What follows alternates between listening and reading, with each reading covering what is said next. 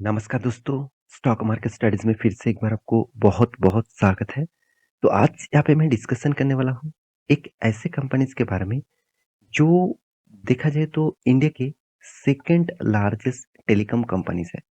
तो आपके मन में कन्फ्यूज़न भी हो गया, sir second largest telecom company कौन? Vodafone Idea? नहीं, सेकंड लार्जेस्ट टेलीकॉम कंपनी है भारती एयरटेल। तो नंबर 1 कौन पहुँच गया? जियो। तो जियो नंबर 1 है, सेकंड पोज़ीशन में भारती एयरटेल है एंड थर्ड पोज़ीशन में वोडाफोन आइडिया है।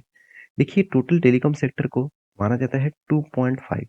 इसका मतलब 2 मतलब यहाँ पे एक कंपनी, यहाँ पे एक कंपनी और 0.5 माना जाता है वोडाफोन आइडिया को। तो इस तरीके से टेलीकॉम सेक्टर को कैलकुलेट किया गया है। क्योंकि वोडाफोन आइडिया का हालत इतना खराब हो चुके हैं, उसको 0.5 के हिसाब से यहाँ पे काउंटिंग किया जाता है। तो देखिए ये मेरे कहने का मतलब है कंपनी जो कंपनी मार्केट में लिस्टिंग है उनमें से भारती एयरटेल तो नंबर 1 है, उसके बाद वोडाफोन आइडिया है। अभी तक जियो मार्केट में लिस्टिंग नहीं है। रिलायंस ने अभी तक अलग से जियो को लिस्टिंग नहीं किया। वो अभी भी रेवेन्यूज़ जो जनरेट हो रहा है वो टोटली डायरेक्ट रिलायंस इंडस्ट्रीज़ के ऊपर जा रहा है। मतलब आपको रिलायंस जियो के ऊपर निवेश करना है, तो आपको रिलायंस इंडस्ट्रीज़ के ऊपर निवेश करना पड़ेगा। तो आज मैं बात करूँगा इस तीनों कंपनी से एक कंपनी के बारे में जो इंडिया के अभी सेकंड लार्जेस्ट कंपनी है और स्टॉक मार्केट के हिसाब से नंबर 1 कंपनी है। उसका नाम क्या है? उसका नाम है भारती सॉरी हाँ, भारती एयरटेल। तो भारती एयरटेल के बारे में आज बात करूँगा, तो वीडियो को पूरा लास्ट तक देखिएगा क्योंकि इस कंपनी ने एक बहुत बड़ा अपडेट दिया, जिस अपडेट के चलते हुए मुझे इस कंपनी में थोड़ा-सा पोटेंशियल ज़्यादा देखने को मिल रहा है। तो क्या है वो न्यूज़, क्या है वो डेटा, क्या है वो अपडेट, सब कुछ मैं आपके साथ शेयर करूँगा। तो वीडियो को लास्ट तक ज़रूर देखिएगा और अभी तक आपने इस चैनल को सब्सक्राइब नहीं किया तो ज़रूर कर लीजिएगा क्योंकि आपको बहुत सारी इन्फॉर्मेशन इसी चैनल के माध्यम से मिलता रहेंगे। तो चलो देख लेते हैं आज के इस टॉक के बारे में। तो सबसे पहली बात मैं चार्ट पैटर्न के ऊपर लेके जाऊँगा, पिछले दिनों के चार्ट पैटर्न मैं आपको दिखाऊँगा क्योंकि स्क्रीनशॉट लेके मैं रखा हूँ। तो देखिए चार्ट पैटर्न बता रहा है क्या? स्टॉक में कुछ अच्छा खासा हलचल नहीं देखने को मिला, क्योंकि मार्केट में एक पॉजिटिव न्यूज़ आया इस कंपनी के ऊपर, फिर भी स्टॉक के ऊपर थोड़ा-सा प्रेशर अभी भी क्रिएट हुआ है। इस प्रेशर क्यों है और कौन-सा वो न्यूज़ है जिसके ऊपर पॉजिटिव होना चाहिए था? वो न्यूज़ है कंपनी का क्वार्टरली रिजल्ट, मतलब Q3 का रिजल्ट। ओवरऑल बात करूँ दिसंबर में 2021 में सॉरी 2022 में सॉरी माफ़ कीजिएगा 2021 में कंपनी का जो रिजल्ट आया था क्वार्टर 3 में, उसको कंपनी ने बहुत मतलब अच्छी तरीके से बीट किया और क्वार्टर 3 दिसंबर 2022 में कंपनी अराउंड अराउंड 91% का जंप किया। 91% कितना? 91% का जंप किया। ये एक बहुत पॉजिटिव जंप है। इस जंप के कारण स्टॉक के ऊपर एक ग्रोथ ऑफ पोटेंशियल फ्यूचर में ज़रूर बनेगा। देखिए आप कहेंगे सर अभी तो फ़िलहाल के लिए कुछ सिनेरियो नहीं बन रहा है। हाँ, देखिए शॉर्ट टर्म के लिए आप सोचेंगे वो अलग बात है। शॉर्ट टर्म स्विंग ट्रेडिंग करने के लिए आपको तो मैं बोल चुका हूँ, एयरटेल में ब्रेकआउट हो गया है। वो मैं टेलीग्राम में भी अपडेट दे चुका था। बहुत सारे दोस्तों ने मुझे उस टेलीग्राम में उस मतलब एक टेक्निकली एनालिसिस को भी देखा है। आप भी जाकर जॉइन कर सकते हैं, नीचे टेलीग्राम का लिंक दिया गया है। कोई भी स्टॉक में ब्रेकआउट, ब्रेकडाउन लेवल मिलेगा, तो मैं आपके साथ ज़रूर शेयर करूँगा। तो मैं डायरेक्ट आपको रिजल्ट के ऊपर लेके जाता हूँ, वहाँ पे सारे डिटेल्स में डिस्कस करूँगा। तो ध्यान से देखना, यहाँ पे रिजल्ट किसके है?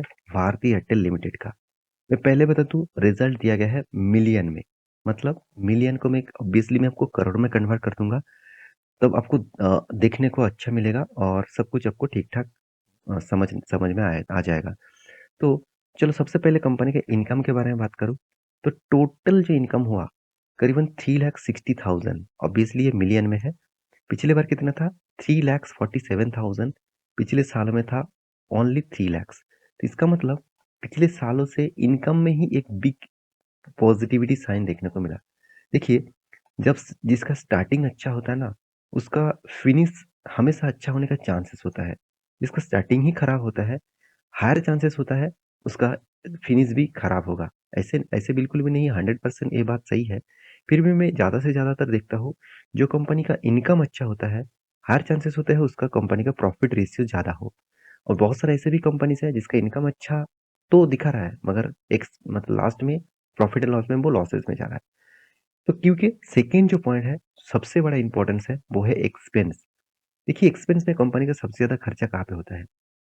नेटवर्क ऑपरेटिंग एक्सपेंस, ये सबसे बड़ा खर्चा है क्योंकि देखिए आपको जो टेलीकॉम सर्विस के माध्यम से आपको जो नेटवर्क प्रोवाइड किया जाता है, वो कंपनी के लिए सबसे ज़्यादा एक्सपेंस है। आप कहेंगे सर क्यों?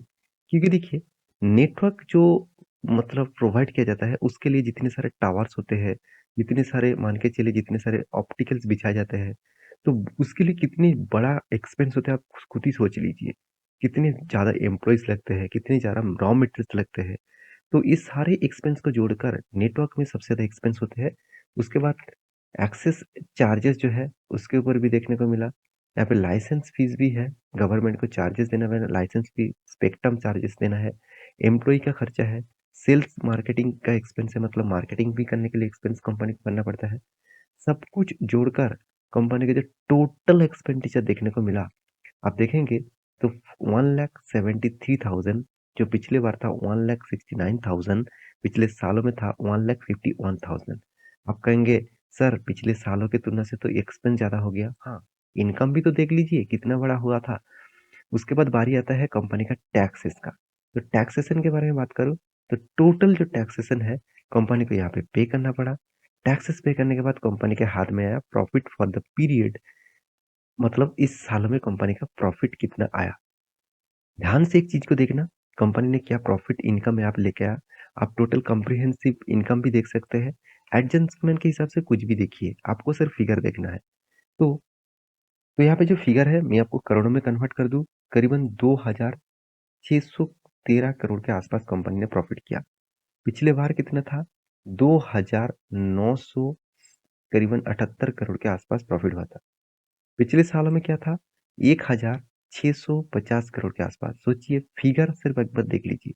आपको फिगर देख के ही पता चलेगा कि कंपनी ने किस तरीके से ग्रोथ किया ईयर ऑफ ईयर बेसिस। देखिए एक बिजनेस स्टार्ट करने से पहले हमेशा एक एस्टीमेट किया जाता है। एक एस्टीमेट के हिसाब से कहा जाता है कि कंपनी में किस तरीके से ग्रोथ हुआ, किस तरीके से ग्रोथ होने वाला है। तो एस्टीमेट के हिसाब से देखा जाए तो कंपनी अच्छा खासा यहाँ पे ग्रोथ हुआ है। और इस ग्रोथ के चलते हुए कंपनी में एक बिग मतलब पॉजिटिविटी सामने आया और उस बिग पॉजिटिविटी सामने देखने को मिला, जिसके कारण स्टॉक के ऊपर हलचल तो नहीं हुआ मगर एक बहुत शानदार प्रॉफिट ग्रोथ हुआ। 91% के आसपास प्रॉफिट ग्रोथ देखने को मिला। आप कहेंगे सर 91% का प्रॉफिट ग्रोथ होने के बाद भी स्टॉक के ऊपर क्यों, स्टॉक भागा क्यों नहीं? स्टॉक एक ही रेंज में और मतलब लॉसेस में क्लोजिंग हुआ। उसके पीछे यही रीजन है ना कि कंपनी ने प्रॉफिट तो किया मगर पिछले क्वार्टर को बीट नहीं कर पाया। पिछले क्वार्टर में 2,900 करोड़ के आसपास कंपनी ने प्रॉफिट किए थे और इस बार में कितना हुआ? 2,600 करोड़ मान के चलिए। तो यहाँ पे थोड़ा सा डिफरेंस तो दिखा और इसी के चलते हुए स्टॉक के ऊपर ऑब्वियसली प्रेशर देखने को मिला। तो मेरे कहने का मतलब है, आप इस किसी भी कंपनीज के ऊपर निवेश करके रखे हैं और किसी भी कंपनी के ऊपर निवेश करना चाहते हैं तो ये सारे पैरामीटर्स आपको देखना चाहिए। इस पैरामीटर के हिसाब से ही आपको स्टॉक के ऊपर जानकारी मिल जाएगा। देखिए कंपनी में दम है तो इसलिए इंस्टीट्यूशन पहले भी जितने निवेश करके रखते थे आज भी निवेश करके रखे हैं। एफआईएस के बात बोलिए, डीएस के बात बोलिए, हर कोई ने निवेश किए रखे हैं। पब्लिक के बारे में बात करूँ तो यहाँ पे भी निवेश देखने को मिला। प्रोमोटर के बारे में बात करूँ तो प्रोमोटर का भी अच्छा खासा यहाँ पे ग्रोथ हमेशा देखने को मिला। तो मैं अंत में एक ही बात कहूँगा, इस कंपनी के ऊपर बने रहिएगा। शायद प्रॉफिट एंड लॉस में आपको बीच-बीच में लॉसेस देखने को मिला, फिर भी कंपनी में दम है। अगर कोई टेलीकॉम सेक्टर के ऊपर आपको भरोसा करना ही है, तो ऑब्वियसली भारती एयरटेल के ऊपर आप ज़रूर सोचिए। देखिए मैं कोई रिकमेंडेशन नहीं कर रहा हूँ कि कल जाके भारती एयरटेल को पकड़ लीजिए, बाकी जितने सारे टेलीकॉम इंडस्ट्रीज़ के ऊपर आप निवेश करके रखे हैं, उसको बेच देंगे, ऐसे बिल्कुल मत करिएगा। आप स्मार्ट इन्वेस्टर हैं, उस हिसाब से काम करिए। आपको जो स्मार्ट के हिसाब से दिखता है, आपको जो स्मार्टली आप रिसर्च करके जो आपको अच्छा लगता है, उसके हिसाब से काम करिए। तो मेरे हिसाब से कंपनी ने आपको अच्छा खासा रिटर्न भी दिया। 10% 10 साल में 5%, 5 साल में 16%, 3 साल में 14%, 1 साल में 11%। तो यहाँ पे रिटर्न के रेशियोज बहुत शानदार देखने को मिला। तो प्रॉफिट ग्रोथ, सेल्स ग्रोथ सब कुछ यहाँ पे पॉजिटिव में है अभी फिलहाल के हालत में। तो चार्ट पैटर्न के बारे में बात करूँ तो मैं पहले ही बता चुका हूँ। एक ब्रेकआउट लेवल आया था जो मैं टेलीग्राम में आपको साथ शेयर किया था। इस ब्रेकआउट लेवल के ऊपर मैं एंट्री ले चुका हूँ क्योंकि मैं हमेशा रिवर्सल के ऊपर कोई ब्रेकआउट लेवल मिलता है उसके ऊपर एंट्री लेता हूँ। यहाँ से मुझे 1:2 मतलब 1:15 रेशियो का टारगेट मिला था मगर मेरा टारगेट होता है हमेशा 1:, सॉरी एक है 1 मतलब यहाँ पे 1:15 का टारगेट मिला था। मेरा टारगेट होता है 1:3 रेशियो का। तो उस हिसाब से मुझे टारगेट नहीं मिला, यहाँ पे रिवर्सल हो गया। अभी तक इस लेवल के नीचे मेरे स्टॉप लॉस है। अगर इसके नीचे क्लोजिंग हुआ तो मैं स्टॉप लॉस ले लूँगा। तो मैं कोई इमोशन से काम नहीं करता कि मुझे इतना प्रॉफ़िट मिला था, मैं बुक नहीं किया। देखिए ऐसे मैं करता रहूँगा तो मैं कभी भी 1:3 रेशियो का प्रॉफ़िट मुझे नहीं मिलेगा। कोई भी स्टॉक में 1:1 1:2 जाएगा तो मैं प्रॉफ़िट बुक कर लूँगा। ऐसे मेरा ही लॉस होगा। तो मैं हमेशा एक रूल्स को फ़ॉलो करके चलता हूँ। तो उस रूल्स आपको फ़ॉलो करना है और आपको सीखना है, ट्रेडिंग करना है तो आप टेलीग्राम को जॉइन कर सकते हैं। नीचे सारे लिंक्स अवेलेबल है। तो मेरे वीडियो कैसा लगा ज़रूर कमेंट करना। इसी तरीके से कंटिन्यूअसली वीडियो पाने के लिए चैनल को सब्सक्राइब भी करना। मिलते हैं नेक्स्ट वीडियो में, तब तक के लिए अपने ख्याल रखिए, अच्छे से रहिए। Bye bye.